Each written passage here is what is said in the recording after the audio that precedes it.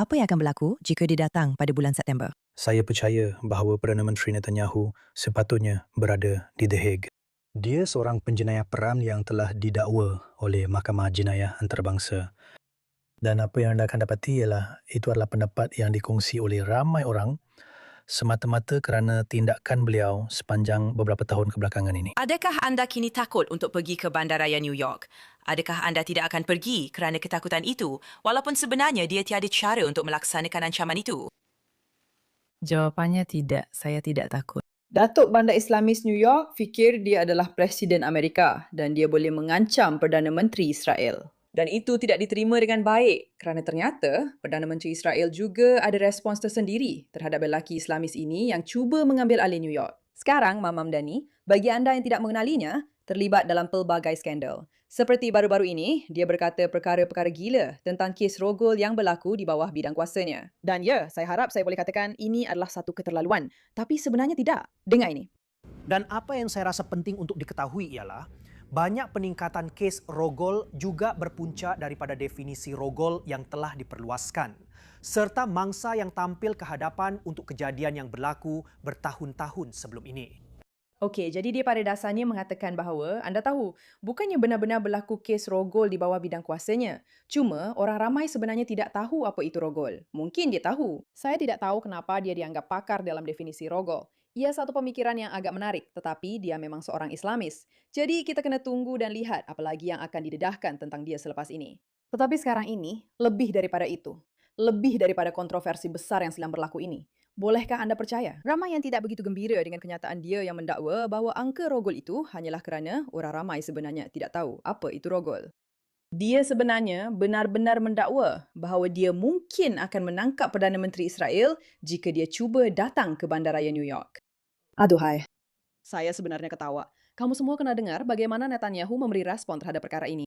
Perdana Menteri Israel, Benjamin Netanyahu, yang mungkin sedang merancang untuk melawat New York bagi Perhimpunan Agung PBB. Anda telah berjanji semasa kempen anda dan selepas anda menang untuk mengarahkan penangkapannya bagi mematuhi waran Mahkamah Jenayah Antarabangsa. Apa yang akan berlaku jika beliau datang pada bulan September? Saya percaya bahawa Perdana Menteri Netanyahu yang sepatutnya berada di The Hague, beliau adalah penjenayah perang yang telah didakwa oleh Mahkamah Jenayah Antarabangsa. Dan apa yang anda akan dapati ialah itu adalah pendapat yang dikongsi oleh ramai orang semata-mata kerana tindakan beliau sepanjang beberapa tahun kebelakangan ini. Saya juga telah berkata bahawa saya akan mematuhi undang-undang yang kita ada di sini. Maksud saya, okey, selain daripada hakikat bahawa dia mahu mematuhi perkara itu, adakah dia benar-benar boleh menangkap Netanyahu? Mari kita lihat perkara itu sekejap. Dan dengan hanya melihat secara ringkas di internet, bolehkah Mam Mamdani menangkap Netanyahu? Tidak. Bandaraya New York atau Mamdani tidak mempunyai kuasa undang-undang untuk menangkap Perdana Menteri Israel, Benjamin Netanyahu. Hakikatnya, sudah tentu, lelaki ini sedang berkempen mengenai perkara-perkara yang sebenarnya dia tidak boleh lakukan, bukan isu utamanya. Dan saya ingin mengingatkan anda semua bahawa walaupun lelaki ini hanyalah seorang Datuk Bandar, dia fikir dia boleh melakukan apa sahaja yang dia mahu tanpa sebarang akibat. Orang yang benar-benar berkuasa di Amerika, seperti Marco Rubio, kini mendakwa bahawa ICC sangat bermasalah dan mereka perlu dilawan. Kita akan bincangkan itu sebentar lagi. Di bandaraya New York kerana saya percaya bahawa adalah penting untuk mematuhi undang-undang sebagai seorang pemimpin yang mengetuai bandar kita dan itu adalah sesuatu yang saya rancang untuk lakukan. Maksud saya, selain daripada hakikat bahawa dia memang tidak mempunyai bidang kuasa, jadi dia mahu mematuhi undang-undang tetapi berpura-pura bahawa dia mempunyai keupayaan untuk bertindak atas undang-undang yang sebenarnya dia tidak ada kuasa. Lihatlah, ini satu lagi pembohong Islamis. Maaf, saya tidak faham apa maksudnya. Maksudnya, apa sahaja yang undang-undang benarkan saya lakukan di New York City, itulah yang akan kami lakukan. Tetapi kami tidak akan mengubah undang-undang sendiri untuk tujuan itu. Apa yang undang-undang benarkan anda lakukan? Itu adalah perbincangan yang sedang berjalan dengan jabatan undang-undang kami dan melihat apa prospek yang kami ada di perbandaran kami. Namun apa yang kami lihat di peringkat antarabangsa ialah kadang-kadang ada keinginan untuk menggubal undang-undang sendiri untuk melangkaui batasan undang-undang. Kami tidak berminat untuk melakukan itu. Maksud saya, Adakah anda nampak bagaimana dia tidak mengatakan di sini, undang-undang kata saya tak boleh tangkap dia. Tapi dia macam, tidak, kami perlu berbincang dengan pihak undang-undang kami. Dan dia pula bertanya, bolehkah anda benar-benar tangkap dia? Anda kata anda akan tangkap dia. Inilah sebenarnya yang mereka lakukan. Mereka buat kenyataan yang besar dan dramatik. Seolah-olah mereka akan lakukan sesuatu yang drastik. Tapi bila ditanya tentangnya, mereka kata, kami perlu tanya jabatan undang-undang kami. Dia sebenarnya tak boleh tangkap dia, semua. Mamdani tak boleh tangkap dia. Tapi dia takkan cakap macam tu secara terbuka sebab dia dapat kuasa berdasarkan orang yang fikir dia boleh buat semua benda gila ni. Padahal dia tak boleh pun. Ingat dia semua, Netanyahu dah balas ancaman Mamam Dani dan dia buat dengan cara yang terbaik. Lelaki itu memang macam legenda hidup. Kita akan bincang tentang tu sekejap lagi. Biasanya bila orang datang ke Perhimpunan Agung PBB, mereka diberi semacam kekebalan sebab itu adalah tempat pertubuhan bangsa-bangsa bersatu. Adakah itu yang awak fikir akan dihormati atau awak memang sedang meneliti sama ada awak benar-benar boleh menangkapnya? Saya rasa kami sedang melihat semua kewajipan undang-undang kami dan salah satunya berkaitan dengan pertubuhan bangsa-bangsa bersatu. Tapi satu lagi perkara ialah kita bukan bercakap tentang penilaian pribadi terhadap Benjamin Netanyahu. Kita bercakap tentang Mahkamah Jenayah Antarabangsa dan hakikat bahawa mereka telah mengeluarkan waran tangkap terhadap Perdana Menteri ini. Baiklah, bercakap tentang Mahkamah Jenayah Antarabangsa sebab dia membuatnya kedengaran sangat sah, seolah-olah ini bukan tentang pendapat saya terhadap lelaki ini. Ini tentang apa yang difikirkan oleh mahkamah sebenar di dunia. Mari kita dengar apa yang Marco Rubio katakan tentang mahkamah yang sama ini. Di seluruh dunia, ada sebuah institusi yang menggelarkan dirinya. Itu terlalu cepat. Kamu semua sudah bersedia? Mahkamah Jenayah Antarabangsa. Di seluruh dunia, ada sebuah institusi yang menggelarkan dirinya sebagai Mahkamah Jenayah Antarabangsa. Mungkin Anda pernah dengar tentangnya, mungkin juga tidak. Kemungkinan besar Anda tidak tahu nama-nama hakimnya, pendakwa rayanya, atau presidennya. Dan Anda sebenarnya tidak perlu tahu. Tetapi ketika kita berbicara sekarang, ICC dan sekutunya sedang melancarkan perang terhadap negara kita. Bukan dengan peluru atau peluru berpandu, tetapi dengan undang-undang, perjanjian, dan kuasa yang dipanggil undang-undang antarabangsa. Apabila ICC ditubuhkan 24 tahun lalu, mereka memberitahu kita bahawa ia hanyalah satu langkah perlindungan yang terhad, sebuah mahkamah global yang akan bertindak hanya untuk mendakwa kesalahan paling berat seperti pembunuhan beramai-ramai dan jenayah perang dan hanya apabila mahkamah negara tidak mampu mendakwa sendiri. Tetapi hakikatnya, ia adalah sesuatu yang jauh lebih radikal dan melampau. Ia adalah sebuah tribunal global yang dianggotai oleh birokrat globalis yang tidak dipilih, yang mendakwa kuasa mereka hampir tidak terbatas. Bahaya mahkamah global ini hanya terus meningkat. Hari ini, ia mengancam setiap aspek sistem politik dan undang-undang kita. Agen kawalan sempadan memusir penjenayah ganas dari negara kita. Marin Amerika mempertaruhkan nyawa mereka untuk mempertahankan tanah air kita. Pendakwa raya berusaha untuk membongkar rancangan pengganas yang bertujuan menyerang dan membunuh rakyat Amerika.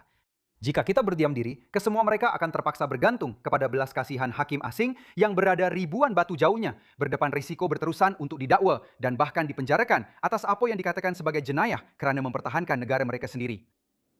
Rakyat Amerika tidak pernah bersetuju dengan semua ini, dan mereka tidak akan pernah bersetuju. Bacalah kata-kata dalam penistiharan kemerdekaan kita.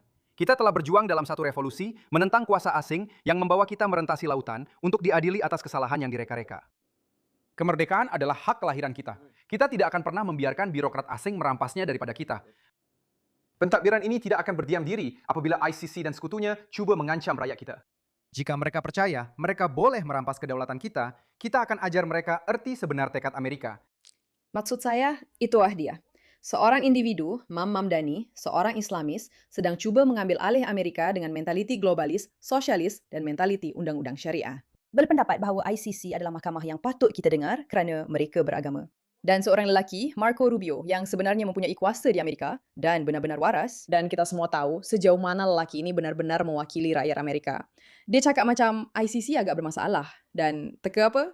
Tiada kaitan dengan isu Israel, tetapi sebenarnya berkaitan dengan rakyat Amerika dan keupayaan mereka untuk melakukan apa yang mereka mahu lakukan.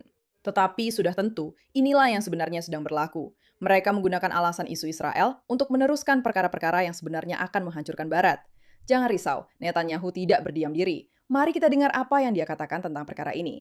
Saya ingin bertanya tentang Datuk Bandar Baharu New York City, Mamdani, yang dengan tegas dan yakin berkata bahawa beliau akan menangkap anda sekiranya anda menjejakkan kaki di New York City. Beliau telah melonggarkan pendiriannya sedikit dalam tempoh 12 jam yang lalu dengan mengatakan bahawa pemimpin asing boleh pergi ke mana sahaja yang mereka mahu.